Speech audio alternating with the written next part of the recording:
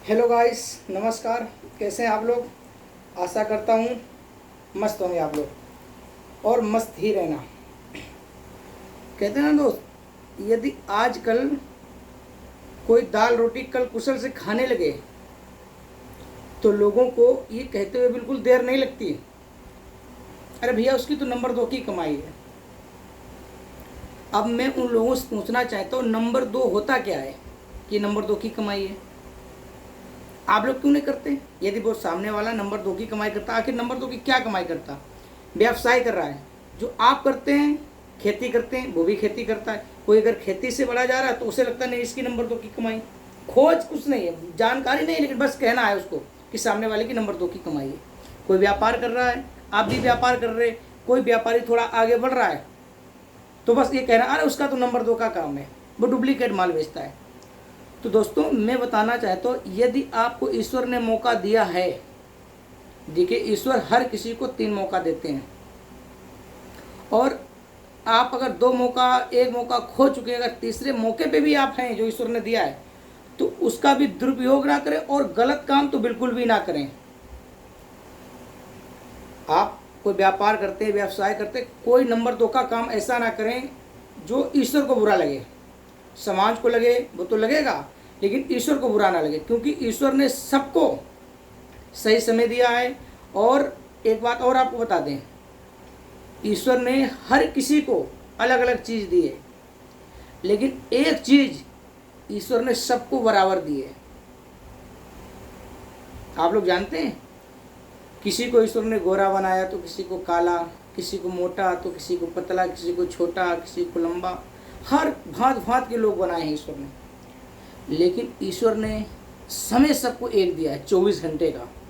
कोई ये नहीं कह सकता अरे वो तो अमीर है तो ईश्वर ने उसको 24 घंटे दे दिए, वो थोड़ा नॉर्मल उसको 20 घंटे दिए, ज़्यादा गरीब उसको 15 घंटा दिए। लेकिन ईश्वर ने सबको सेम समय दिया है।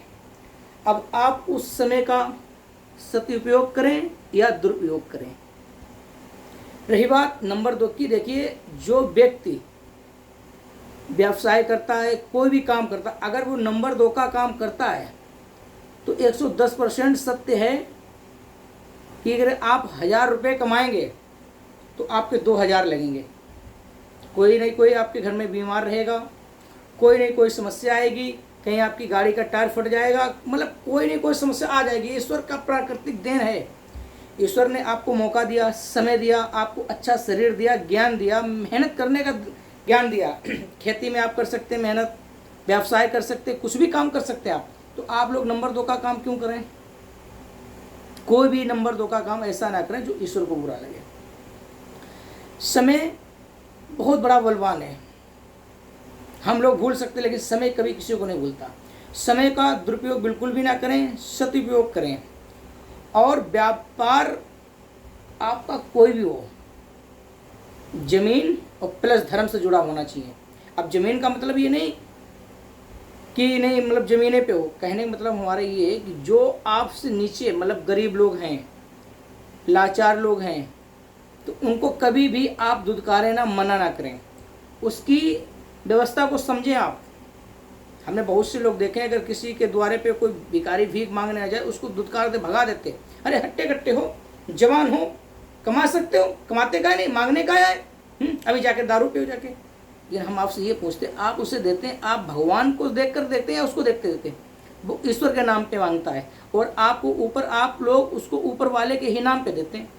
तो आप जो धर्म करते हैं वो तो आप भगवान के नाम पे करते हैं। फिर आपको क्या मतलब है कि वो जवान है, वो बूढ़ा है, वो मांग रहा है?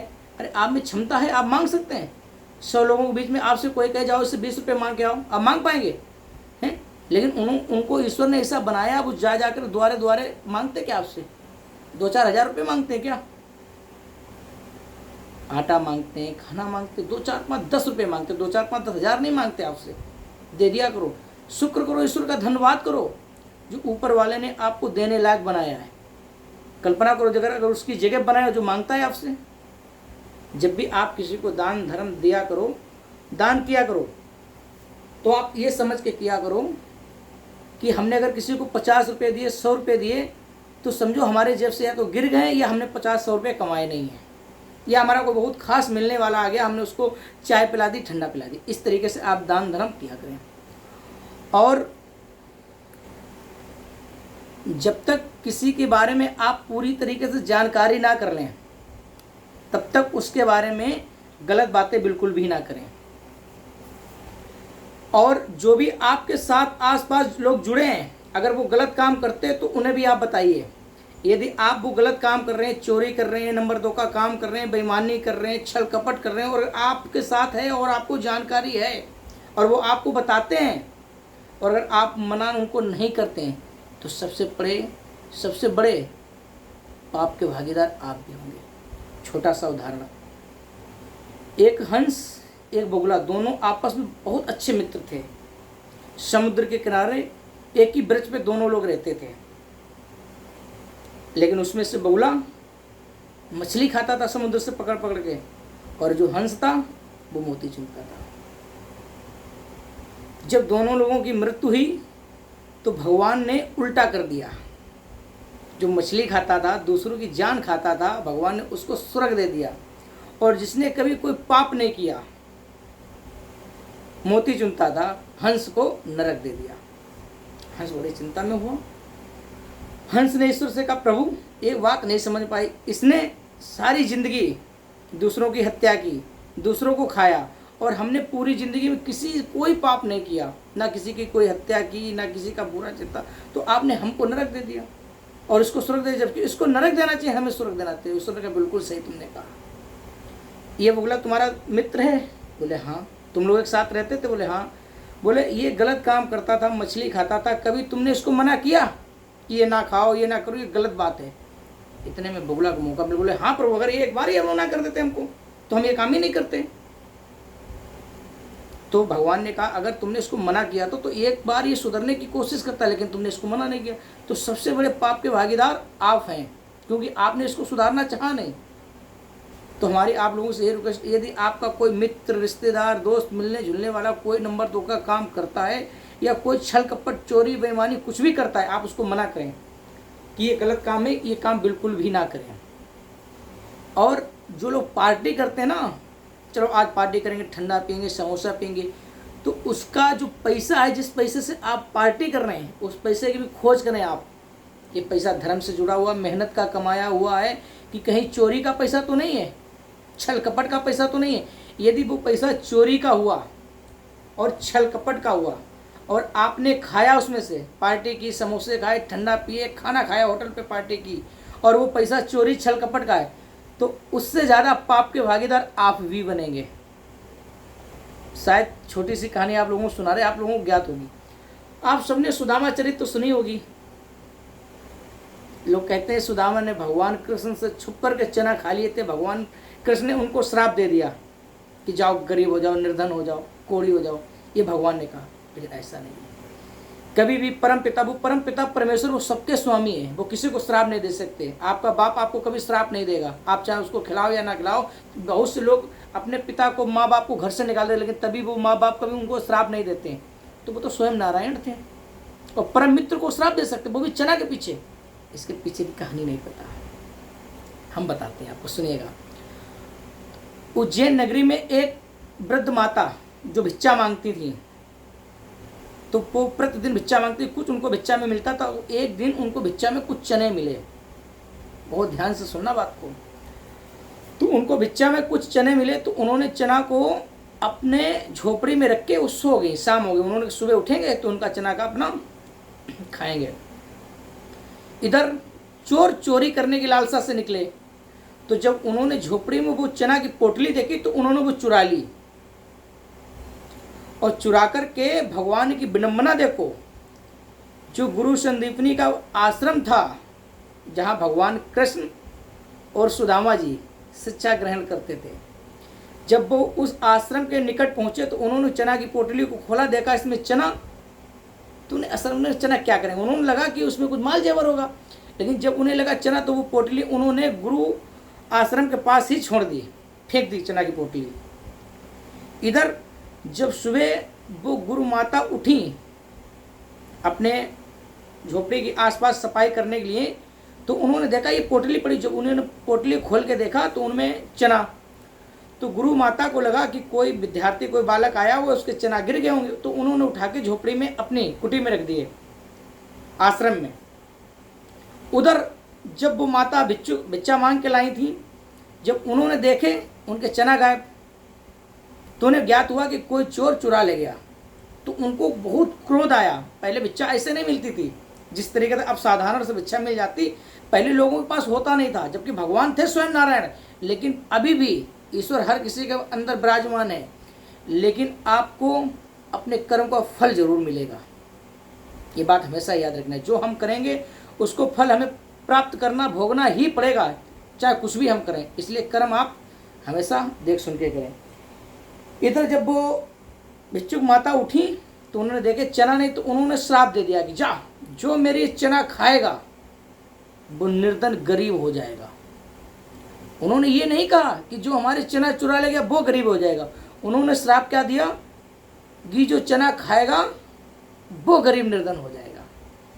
इधर सुबह हुई, भगवान कृष्ण और सुदामा जंगल को जाते हैं लकड़ी तोड़ने के लिए। तो गुरु माता को चना की पोटली दिख गई। गुरु माता ने कहा, लो सुदामा, जब भूख लगे तो तुम और कृष्ण दोनों लोग मिलके खा लेना। इधर जब जंगल में वो लोग लकड़ी तोड़ने जाते हैं तो सुदामा जी ब्रह्म थे, ब्रह्म ज्ञान था उनको। जब उनको भूख लगी, भगवान कृष्ण को भी भूख लगी, तो भगवान कृष्ण ने कहा, भैया सुदामा, जो गुरु माता ने कुछ दिया और लाओ कुछ खाएं। तो जैसे सुदामा ने वो पोटली खोली तो वो भिक्षुक माता का उसमें श्राप उनको नजर आ गया।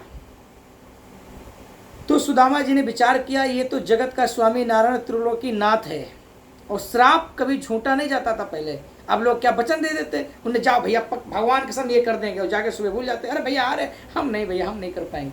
लेकिन पहले का अगर किसी ने मतलब श्राप दे दिया या किसी ने वरदान दे दिया तो वो झूठ नहीं जाता था। सुदामा जी ने पोटली खोली तो देखे चना श्रापित हैं, तो उन्होंने कहा अगर मैंने कृष्ण को खिला दिए तो ये भी गरीब हो जाएगा। अगर तीनों लोगों का स्वामी गरीब हो गया तो फिर हमारे जीते जी और ये सब देशवासी और ये जनता, ये पृथ्वी कैसे चलेगी। तो सुदामा ने कहा नहीं, ये कृष्ण को चना नहीं देंगे। तो वो सुदामा ने चना अकेले ही खा लिए। सत्य ये है। अब लोग क्या उसका निष्कर्ष निकालते हैं, नहीं सुदामा ने श्राप दे दिया, जबकि सुदामा ने भगवान के प्रति अपनी भक्ति दिखाई। बहुत से लोग होते नहीं, हम तो डूबे, आप तुमको भी डुबाएंगे, हम गरीब होंगे, तुम भी गरीब हो, लेकिन उन्होंने नहीं किया। वो जानते थे त्रिलोकी नाथ है, हम गरीब हो जाएंगे, ये हमारा उद्धार कर देंगे, लेकिन ये गरीब अगर हो गए तो इनका कौन उद्धार करेगा। जब देने वाला जगत पिता ही गरीब हो जाएगा तो देगा क्या वो। तो सुदामा ने भगवान कृष्ण के प्रति अपनी भक्ति दिखाई, लेकिन लोग उसका गलत निष्कर्ष निकाल देते। इसलिए कहते हैं कभी भी किसी के घर भोजन करें, पार्टी करें, किसी से कुछ खाएं तो पहले उसका देख लीजिए, उसकी अच्छी कमाई है गलत की कमाई है, अन्यथा पाप के भागीदार आप भी बनेंगे। देखिए हर किसी को अपनी चीज प्यारी होती है, लेकिन ईश्वर को किसी से मोह नहीं है। उनको कोई वस्तु प्यारी नहीं है, उनको सिर्फ धर्म प्यारा है, और जो धर्म के विरुद्ध काम करते ईश्वर उसका विनाश कर देते हैं। आप लोगों को पता है ईश्वर को क्या पसंद है। कोई कहता भोले बाबा को धतूरे पसंद है, किसी को मक्खन पसंद है, किसी को लड्डू पसंद है। नहीं, ईश्वर को सिर्फ अहंकार पसंद है। उनका अहंकार भोजन है। जिसके अंदर अहंकार आ गया, अहम आ गया, घमंड आ गया, ईश्वर का यही सच्चा भोजन है। ये उनको बहुत पसंद है। जिसके पास अहंकार घमंड आ गया उसका ईश्वर चूर चूर करते तो वो कहीं का नहीं रहता है। तो इसलिए धर्म के साथ जुड़े रहें, कोई भी उल्टा सीधा काम ना करें। वीडियो थोड़ा लंबा हो रहा है, इसलिए आगे कल को कुछ और ज्ञान देंगे। हमारे चैनल को पंकज किराना स्टोर कन्नौज को सब्सक्राइब करो, वीडियो को शेयर करें एंड लाइक करें। आप लोगों के सपोर्ट और प्यार से ऐसे अच्छे अच्छे वीडियो और ढेर सारे आते रहेंगे। इस वीडियो पे आप अपना प्यार देना तो आगे आपको इससे अच्छा वीडियो मिलेगा। नमस्कार।